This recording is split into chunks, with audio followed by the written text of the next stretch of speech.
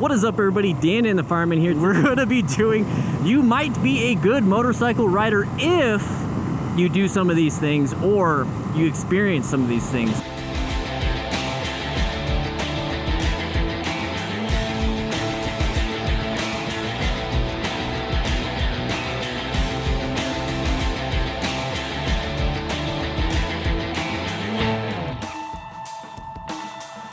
So the first one, let's just go ahead and talk about it.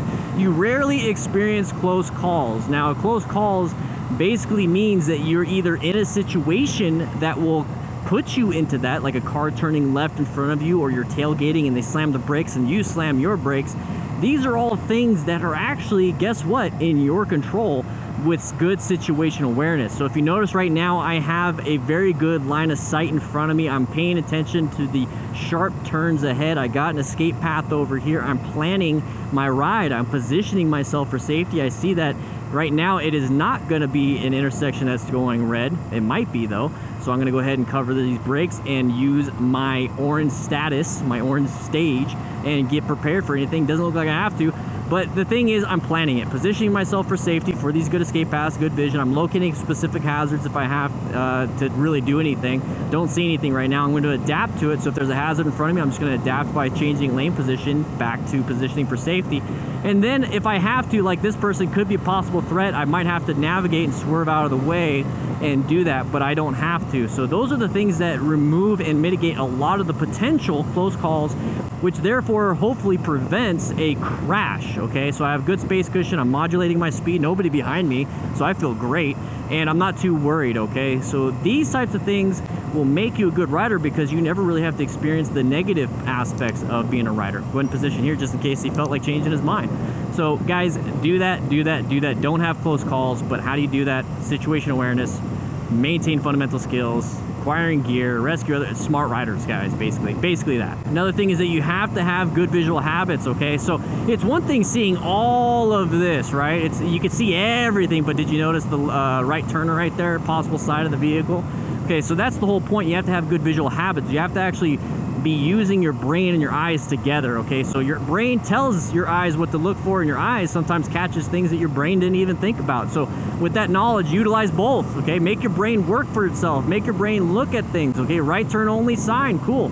So that's one of the things. I always look for signs. Okay, that's not pertinent anymore because I'm going straight, but that is. So you got that the median, there you go, you got a median possibly sticking out, there it is. Now I have a bad line of sight, so my biggest thing is always looking for line of sight. I see that there's lights up ahead. I see the overhead lights. There you go. Now it's a yellow light. So those light systems, the road signs, the road signals are very important. Those take priority over a lot. Then it comes down to the road surface itself for me. I want to make sure I'm stopped and position myself into an area that on the road I won't slip and slide. And I'm also going to locate any potential roadway users, so anybody on the road that can kill me. So we got three things so far. We got signals and signs, we have the road itself, and then we have roadway users. Now the next thing I'm looking for, part of the positioning for safety, is escape paths. Okay, so the space cushions are based off the roadway users. The escape paths are based off of the available road that I have and my positioning. So I have four things. Okay, let's recap that. I have the signage and lights, I have the road, I have roadway users, the guy behind me side to side, nobody's in front of me right now, let's go ahead and get in front of that. And then while I'm in this lane position for safety, I notice that this right lane is getting away and merging with me, so now I have really my lane and the left lane for escape paths, and I'm going to tell you right now, that's really good, so I'm happy with that. So you're constantly scanning for those four things. And all the little things out there, like, you know, the birdies, like that's nice, but it's not going to keep you safe. You know, the squirrels on the side of the road, the doggos in the cars, they're not gonna keep you safe. You know, do a quick glance, oh, hi lady, and then move on to this. You know what I mean?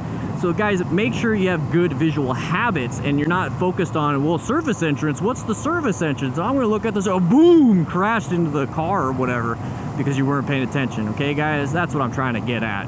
But the next one is you rarely have pucker moments when cornering. So we're like in the middle of cornering, and I'm not too concerned about traction loss because prior to riding, I double checked my PSI and any damage on the tires, so I know my tires are good. And before we even started doing this, I had to, turn on the cameras and everything. I did another check mid-ride.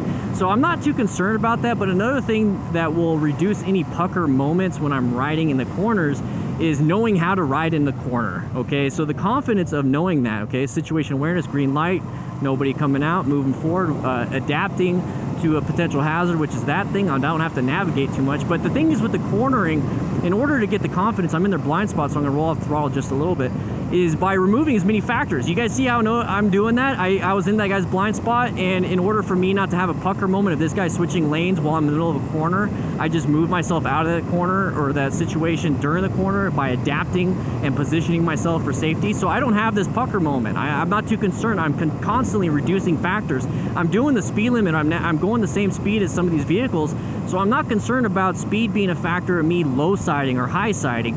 I'm not concerned about hitting a pothole because I'm constantly scanning for things. So that the pucker factors really only happen is if you don't know how to corner. So in order to counter steer, in order to do a lot of these things, you need your fundamental skills, which you'll learn in class, basic rider course class. But to really keep it going down, to reducing a lot more and more and more risks, what you need to do is remove those other factors like speeding, roadway hazards, the roadway users, looking at signage to give you a heads up, hey, this is a sharp turn. That way you don't have so many pucker moments, and when you have a pucker moment, you tend to slam these brakes or push your bike down even further and further and further with counter steering, which is going to reduce your traction because you're going too fast. You see what I mean, guys? So you'll have less of that if you remove as many factors as possible.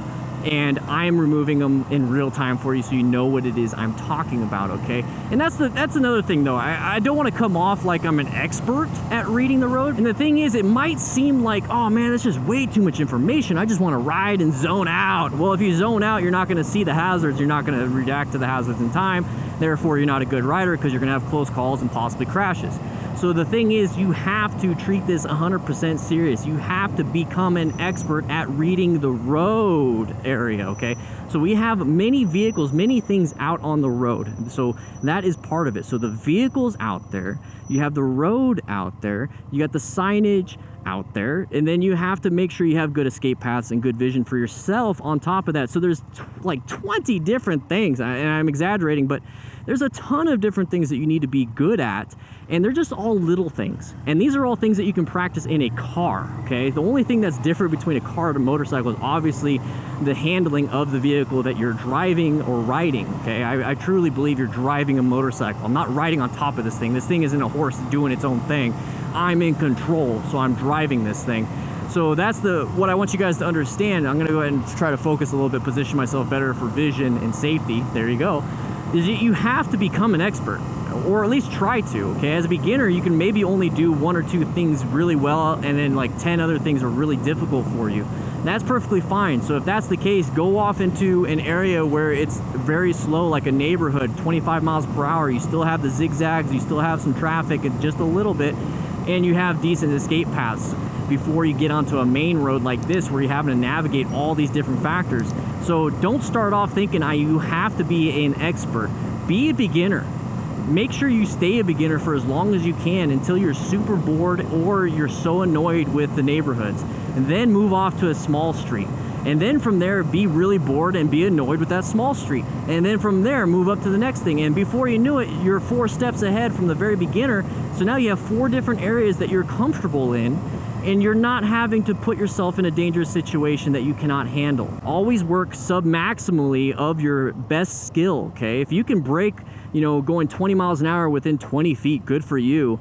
But if you do 30 miles an hour, do you still think you can have a 20-foot space cushion? No. So you're constantly having to adjust these things, okay? Double checking, making sure this guy's behind me. I'm gonna go ahead and get out into the intersection. Once again, you can practice your slow speed maneuver. So your rear brake is gonna be really helpful, some throttle control, friction zone. This is an area where you can get some practice in before you have to go to a parking lot, okay? But you're probably wondering, how do I get, that slow speed maneuvers? How do I even start doing that? Well, you need to get professional training, okay?